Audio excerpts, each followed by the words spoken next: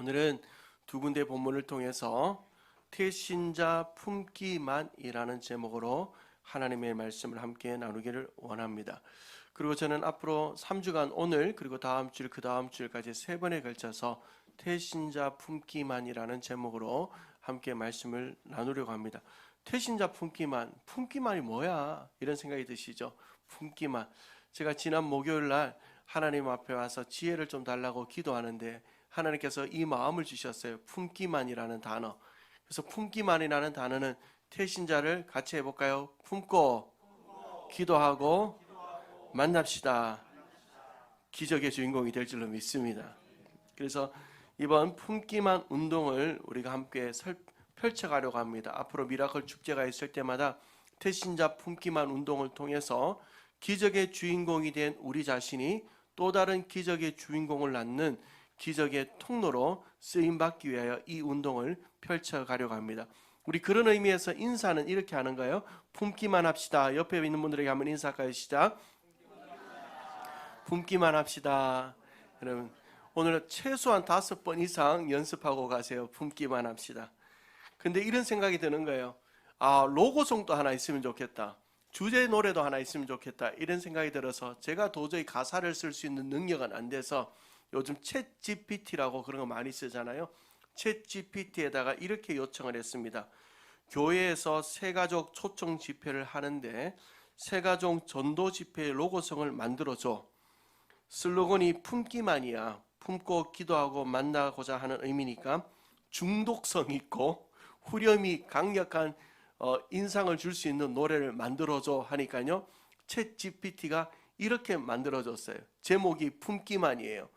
처음 본 그 사람 낯설어도 마음에 담고 기도해봐. 어느새 하나님 역사하셔서 그 사랑이 전해져. 품기만 하면 돼. 기도만 하면 돼. 만나기만 하면 돼. 하나님이 하셔. 하나님이 하셔. 하나님이 하셔. 브릿지 부분도 있어요. 우린 씨를 뿌릴 뿐 자라게 하시는 분은 주님. 주저 말고 다가가 그 이름으로. 품기만 하면 돼. 기도만 하면 돼. 만나기만 하면 돼. 하나님이 하셔. 하나님이 하셔. 하나님이 하셔. 제가 이거 가사가 좋잖아요. 그래서 다음 주 기대하세요. 다음 주에는 이걸 가지고 트로트 버전으로 제가 노래를 만들어 올게요. 그리고 그 다음 주에는 임영웅 씨 얼굴에다 제 얼굴을 딥페이크해서 내가 영상을 만들어 올 계획입니다. 이게 문제가 될지 안 될지는 모르겠지만 한번 해보려고 합니다. 근데 여러분 보세요. 품기만 하면 돼. 기도하기만 하면 돼. 만나기만 하면 돼. 누가 한다고요? 하나님이 하시. 챗 GPT도 하는데 우리가 몰라서 해야 되겠습니까? 우리가 품고 기도하고 만나면 하나님께서 하실 줄로 믿습니다. 옆에 있는 분들에게 다시 한번 더 인사할까요? 품기만 합시다. 여러분 근데 이미 우리 중에는 이런 마음을 가진 분들 계실 겁니다. 아이고 전도의 시즌이 돌아왔네. 부담이 된다. 부담되시죠? 또 어떤 분들은 이렇게 말씀합니다. 아이고 목사님 그 전도 중요한 건 누가 모릅니까? 전도가 우리의 지상 명령이고 또한 주님께서 우리에게 주신 사명임을 누가 모릅니까? 라고 생각하는 분들이 계실 줄도 압니다. 먼저는 부담이다 이런 분들에게 저는 그 부담 자체를 갖지 마세요라고 말씀드리고 싶은 마음은 전혀 없습니다. 부담이죠. 그렇지만 그 부담된 마음이 어떻게 기적의 통로가 되는 순종으로 이어질 수 있을지 말씀을 통해 앞으로 말씀을 통해 성령의 도전하심이 여러분에게 있게 되기를 주님의 이름으로 축원합니다. 또한 어떤 분들은 이미 잘 안다고 생각하는 분들 계십니다. 전도에 대해서 잘 안다. 너무 중요한 거 안다. 사명인 거 안다. 여러분 정말 아십니까? 전도는 머리로 아는 것이 아니라 지식으로 아는 것이 아니라 삶으로 알아야 되는 줄로 믿습니다. 복음을 전해야 됩니다. 전도를 해야 합니다. 그것이 아는 거죠. 그래서 이번 미라클 축제를 통해서 머리로 알던 것을 지식으로 알던 것을 이제는 삶으로 알게 되는 고백의 역사가 있게 되기를 주님의 이름으로 축원합니다. 어떤 분은 이런 분들도 계실 겁니다. 아직은 내 믿음의 단계가 믿음의 수준이 전도를 할 단계가 아닌데 라고 생각하는 분들 당연히 계실 줄 압니다. 그러나 여러분 전도의 삶을 사는 것만큼 믿음을 한 단계 업그레이드 할 수 있는 절호의 기회는 없습니다.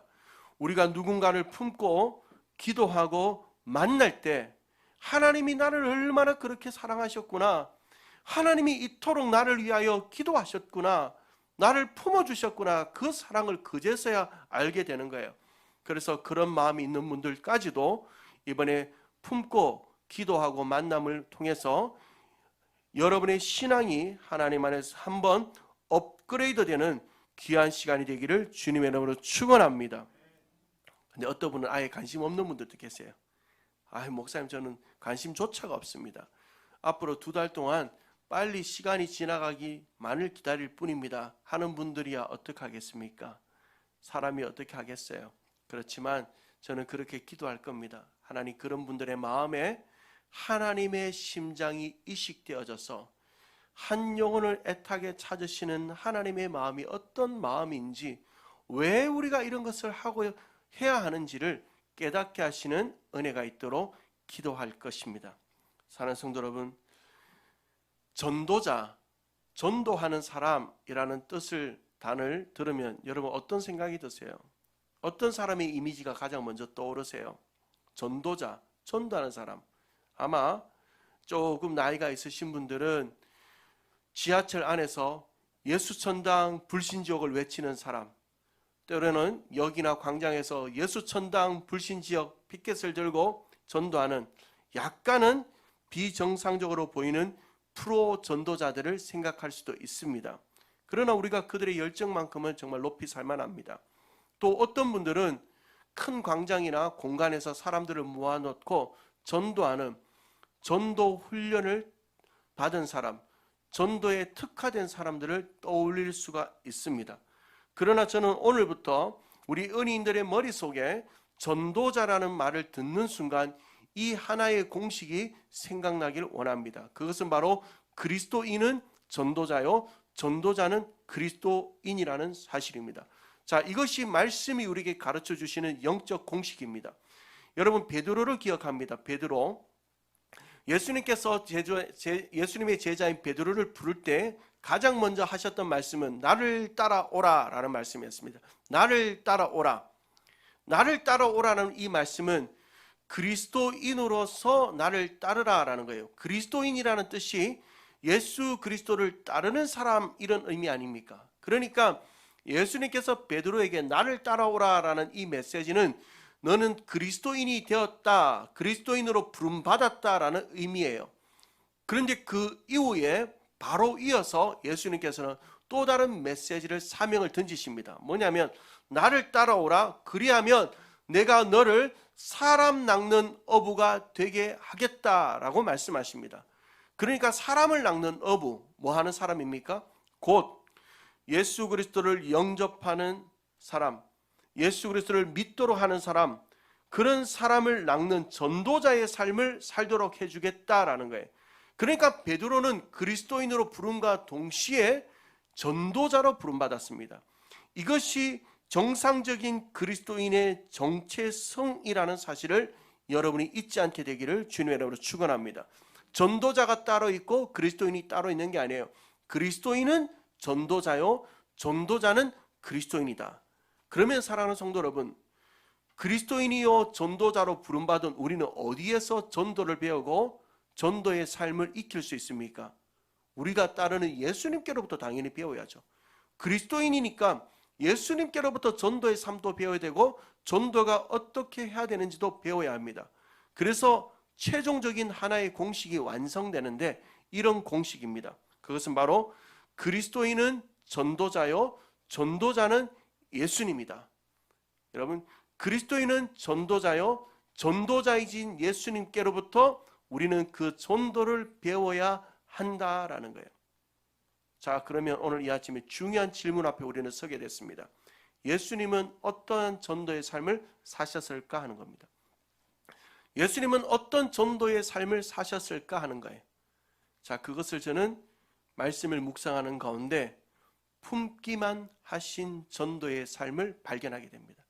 예수님도 품기만 하셨다는 거예요. 태신자를 품고 기도하고 만나셨다는 거예요.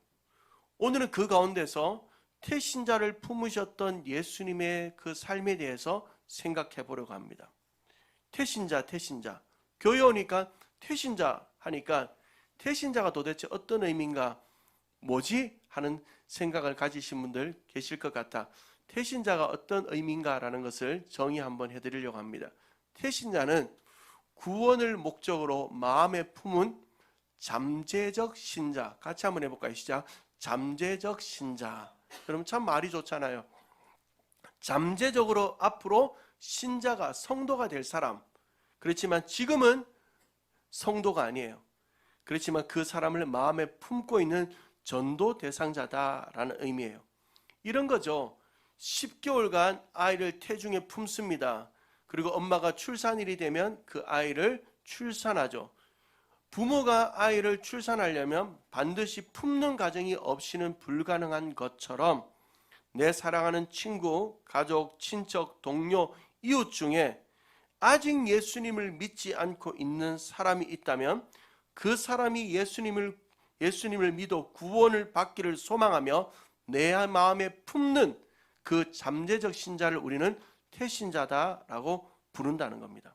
자, 그러면 예수님에게 있어서 이런 태신자는 누구였을까? 첫 번째로 요한복음 4장 4절을 보면 예수님께서 이렇게 말씀합니다. 사마리아를 어떻게 하여야겠다고요? 통과하여야겠는지라. 예수님께서 사마리아를 통과하시겠다는 게 뭐 큰 의미인가 라고 생각하시겠지만, 갈릴리라는 지역에서 유대로 가시는 중에 반드시 사마리아를 통과하는 것만이 가장 빠른 길입니다. 그런데 당시의 유대인들은 대부분 갈릴리에서 유대를 갈 때 사마리아를 통과하지 않습니다. 왜냐하면 죄송하지만 그 당시의 표현입니다. 거기에는 개와 같은 동급의 사람들이 살고 있다라고 여겨졌기 때문입니다. 그래서 당시의 유대인들은 갈릴리에서 유대로 가기 위해서는 사마리아를 통과하면 훨씬 수월하게 빨리 갈 수 있지만 우회 도로를 통해서 빙 둘러서 사마리아 땅을 밟지 않고 돌아갔습니다. 그런데 예수님께서는 제자들에게 그렇게 말씀하는 거예요. 내가 사마리아를 통과하여야겠다.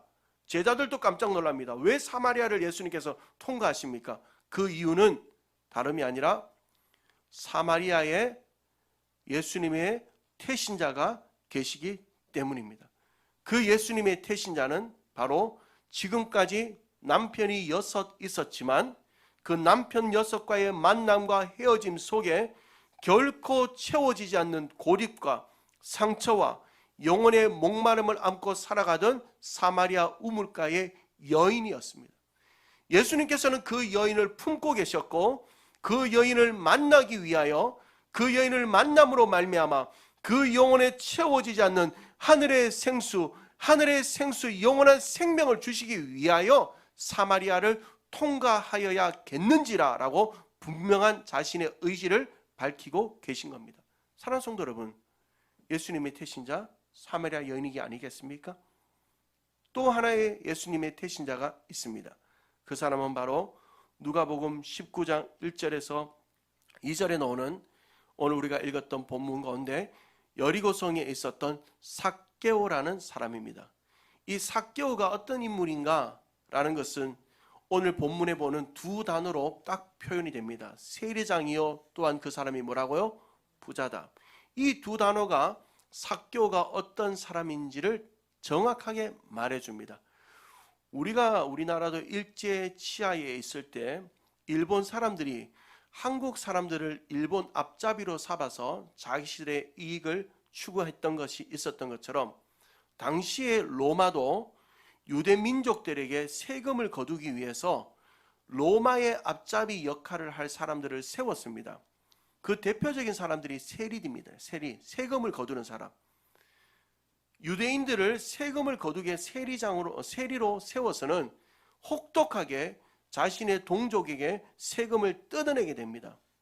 그러니까 당시의 세리들은 어떻게 여겨졌냐면 공공의 적, 창기와도 같은 사람 취급받지 못하던 인물들이었습니다. 그런데 여러분, 그 세리들 중에도 여러 세리들을 거느리는 세리장이 삭개오였다. 사람들의 비난과 멸시와 조롱은 어마어마했을 겁니다. 그렇지만 이 세리장 삭개오가 견딜 수 있었던 이유는 뭐 때문이었을까요? 부자였기 때문입니다. 그렇게 돈을 막 긁어 모으니까 부자였기 때문에 그나마 그 멸시를 참을 수 있었어요. 그런데 여러분, 삭개오가 행복은 했을까요? 행복은 하지 않았을까요? 행복하지 않았습니다. 세리장으로 부자로 살아가지만 전혀 행복하지 않았습니다. 그래서 예수님께서는 그 세리장 삭개오를 만나야 했습니다. 행복을 모르고 살아가는, 참된 행복을 모르는 삭개오를 만나 참된 행복이 무엇인지, 참된 구원이 무엇인지를 가르쳐 주시기 위하여 삭개오를 태신자로 품고 삭개오를 만나기 위하여 여리고로 가시게 됩니다. 오늘 본문을 여러분 다시 한번 보세요. 누가복음 19장 1절에서 2절에 보면 예수께서 여리고로 들어가 지나가시더라. 삭개오라 하는 이름하는 자가 있다는 이 본문 앞에 이 1절과 2절 사이에 하나의 단어가 빠져 있는 게 있어요. 원문상에서. 원문상에는 있는데 한글어 성경에는 없는 단어가 하나 있는데 그게 뭐냐면 이두라는 단어입니다. 이두. 이 이두라는 단어가 어떤 뜻이냐면 보아라, 봐라 이런 뜻입니다. 자, 여러분 저를 잘 한번 이두해 보세요. 저를 한번 잘 보세요. 만약에 삭개오라는 인물을 예수님께서 여리고에서 우연히 만났다면 이두라는 단어를 쓸 수가 없습니다. 왜냐하면 예수님께서 들어갔는데 지나가는 사람이 삭개오였다 이런 의미가 아니거든요. 예수님께서 만나기 위하여 간 사람이 삭개오, 이두, 바로 저 사람이다 라는 거예요. 그러니까 이 이두라는 것이 무엇을 얘기해 주냐면 이런 의미입니다. 봐라, 저기 지나가는 지금 저 사람 삭개오, 저 사람 나의 태신자 삭개오를 보아라. 내가 지금까지 품고 기도했던 그 사람, 내가 만나기 위하여 이 여리고로 온 저 나의 태신자 삭개오를 보아라 라는 의미예요. 예수님께 삭개오는 태신자였습니다. 사랑하는 성도 여러분, 그런데 우리가 여기서 한 걸음 더 나아가 예수님의 또 다른 태신자가 있었다는 사실을 우리는 꼭 기억해야 됩니다. 그 사람이 누군가? 옆에 있는 분들에게 한번 인사해 볼까요? 바로 당신입니다. 해보세요. 바로 당신입니다. 오늘 막 갑자기 아침에 비도 오고 열심히 와서 시원한 데에서 솔솔 잠도 온다 맞죠? 저도 어제까지 부흥회하고 내적 치유하고 무릎이 아파요. 그래도 참고 있어요. 여러분 조금씩 눈꺼풀이 내려오는 거 설교 시작 전부터 주무신 분들은 제가 책임 안 집니다. 제가 재운 거 아니에요. 근데 설교 중간에 주무시는 분들은 제가 책임질 테니까 조금 힘을 내서 우리 함께 하나님 말씀 나누면 좋겠어요. 그런데 여러분, 예수님께서 우리를 품으셨다는 사실을 아십니까? 하나님께서 우리를 품으시고 죽어가는 생명을 살리시기 위하여 죽어가는 우리를 외면하지 않으시고 성부 하나님께서 우리를 품으시고 성자 하나님께서 우리를 만나시기 위하여 이 땅에 가장 비천한 장소로 오시고 그분은 겟세마네 동산에서 우리를 위하여 기도하시고 가장 비참한 장소인 십자가에서 우리를 위하여 죽으심으로 오늘 이 자리에 저와 여러분이 생명을 얻어 이 자리에 있게 된 줄로 믿습니다. 그래서 시편 2편 7절에는 이렇게 말씀합니다. 내가 여호와의 명령을 전하노라. 여호와께서 내게 이르시되 너는 내 아들이라 오늘날 내가 너를 낳았도다. 내가 너를 낳았도다. 하나님의 말씀이에요. 하나님이 우리를 낳으셨대요. 어떻게 해요? 품으셨기 때문에, 우리를 위하여 기도하셨기 때문에, 우리를 만나러 오셨기 때문에 그분이 우리를 낳을 수 있는 줄로 믿습니다. 이것이 예수님의 삶이었습니다. 전도자의 삶이었습니다. 이 삶을 닮았던 한 사람, 우리에게 너무 익숙한 한 사람, 바울이 동일하게 사람들을 품었습니다. 고린도전서 4장 15절에 보면 우리 같이 한번 읽어봅시다. 시작. 이 있으되 아버지는 많지 아니하니 그리스도 예수 안에서 내가 복음으로써 너희를 낳았음이라. 내가 너희를 낳았음이라 라고 말씀합니다. 바울은 예수님께 빚진 자의 삶을 살았습니다. 예수님께서 나를 품어주셨고 나를 위하여 기도해 주셨고 나를 만나주셨기 때문에, 다메섹 도상에서 나를 만나주셨기 때문에 내가 생명을 얻었으니 어찌 내가 빚진 자의 마음이 아닐까 하는 마음으로 고린도 성도들을 품었습니다. 그래서 품었던 그 바울의 마음에 너희를 낳는 역사가 일어나게 됩니다. 바울이 품었던 또 한 사람이 있습니다. 빌레몬서 1장 10절을 보면 갓친 중에 낳은 아들 오네시모를 위하여 내가 간구한다 라고 말씀합니다. 바울은 복음을 전하다가 옥에 갇힌 적이 여러 번 있었습니다. 그러는 가운데 바울은 오네시모를 품었습니다.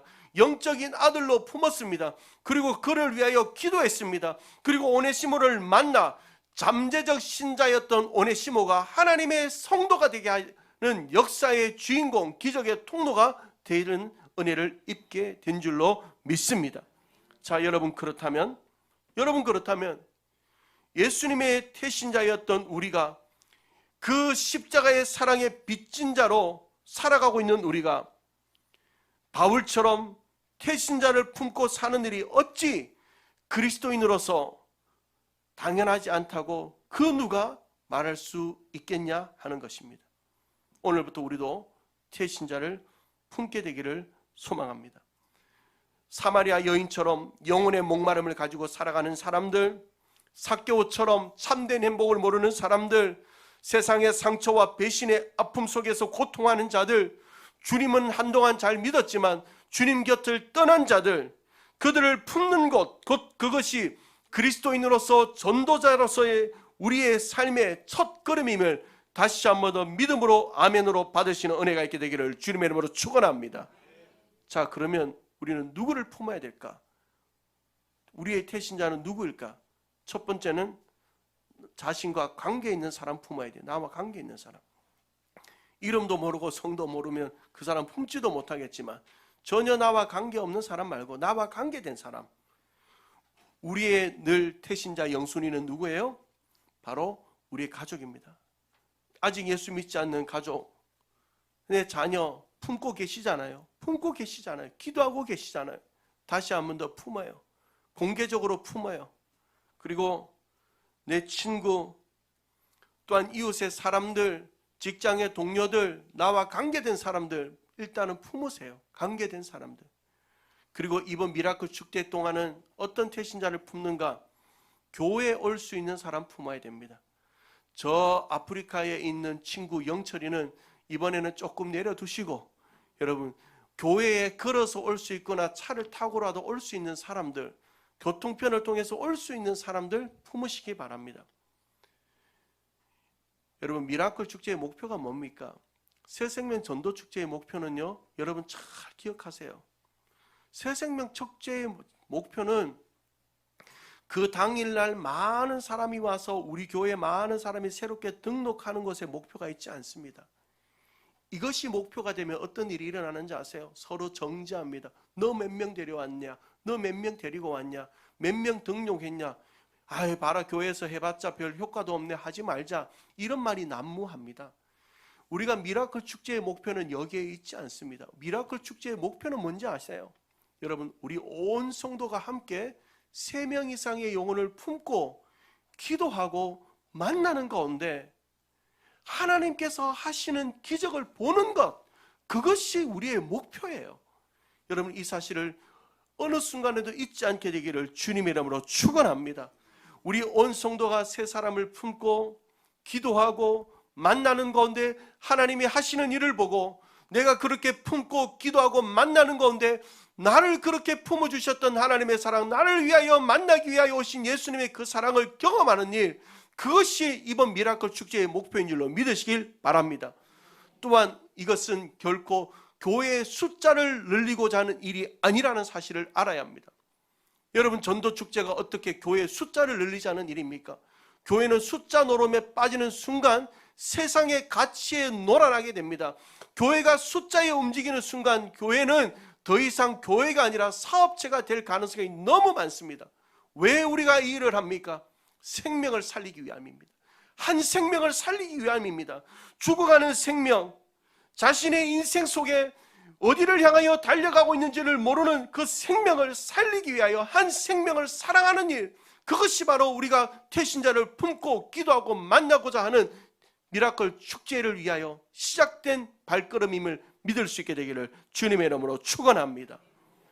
빌라스라는 수도사가 한 번은 인도의 시골 길을 가다 보니까 코브라 한 마리가 새 한 마리를 딱 뚫어지게 보는 거예요. 정적감이 쫙 흐릅니다. 코브라 한 마리가 새 한 마리를 딱 보고 있는데 이제 잡아먹기 일보 직전인 거예요. 물론 사람이 이 자연 만물에 일어나는 일에 관여하지 않는 것이 가장 좋겠지만 이 빌라스 수도사가 마음이 좀 아팠던가 봐요. 저 새 한 마리가 잡아먹히는 것을 가만히 볼 수는 없겠다 싶어서 어떻게 도와줄까 생각을 하다가 자기가 선뜻 나섰다가 코브라한테 물리면 어떡하지 생각이 좀 있었지만 두 팔을 턱 펼치고는 큰 소리로 워이 워이 한 거예요. 그러니까 처음에는 코브라가 바라보지도 않다가 다시 한 번 더 큰 소리로 워이 워이 하니까 코브라가 싹 돌아보더랍니다. 얼마나 무서웠는지 더 팔을 크게 벌리고는 워이 워이 하니까 이 코브라가 한참을 있다가 저 많은 놈이야 하고는 쓱 떠나가더랍니다. 그리고 코브라의 그 눈빛에 압도되어서 꼼짝 못하고 있던 새 한 마리가 정신을 차리고는 조금 있다가 훨훨 날아가더랍니다. 사랑하는 성도 여러분, 우리 세상 속에 마귀의 그 눈빛에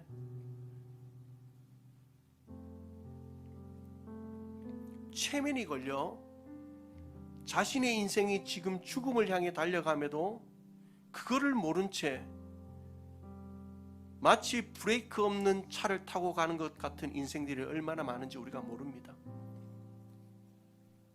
내가 살아가는 인생의 종착점이 죽음이라는 사실을 모른 채 최면이 걸린 채 살아가는 인생들이 너무 많습니다.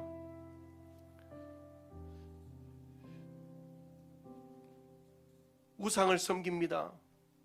하나님보다 더 높은 것에 수많은 것들을 두고는 하나님께서는 가장 싫어하는 것이 바로 우상임을 알매도 불구하고 그 우상을 깨어 부실 것을 알지도 못한 채 살아가는 자들이 너무 많습니다.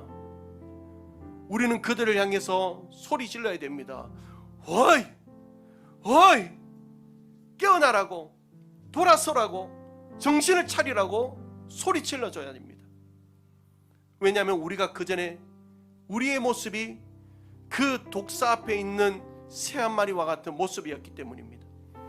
우리가 사망과 죄 아래서 죽어갈 때 우리 주님께서 우리에게 오셔서 복음의 메시지로 우리를 살려주시고 하나님의 자녀 삼아주시고 기적의 주인공 되게 하셔서 오늘 이 자리에 예배자의 자리로 있게 하셨습니다. 우리 주님은 우리를 죽음의 자리에서 살려주셨습니다. 그렇다면 우리 역시 죽어가는 그들을 향하여 소리치는 일, 그것은 당연한 그리스도인의 도리이지 않을 수 없습니다. 그래서 우리는 죽어가는 생명을 마음에 품어야 합니다. 그리고 그들을 위하여 기도해야 됩니다. 그리고 그들을 만나야 합니다. 그렇게 할 때 사탄의 권세를 짓밟으시고 승리하신 예수님, 인간의 모든 죄를 용서하시고 영원한 생명을 주시는 예수님을 우리 가족들이 만나고 나의 친구가 만나고 나의 이웃이 만나고 나의 동료들이 만나 그들이 우리와 같이 기적의 주인공이 되는 역사를 주실 줄로 믿습니다. 사랑하는 성도 여러분, 이 위대한 기적의 행렬에 여러분 함께 씁시다. 그리고 함께 태신자 품으며 기도하며 만나며 기적의 역사를 만들어가는 하나님의 일 앞에 서게 되는 우리 모든 은혜인들 되기를 주님의 이름으로 축원합니다. 우리 함께 예수님 안에 생명이 있음을 같이 찬양하면 좋겠습니다.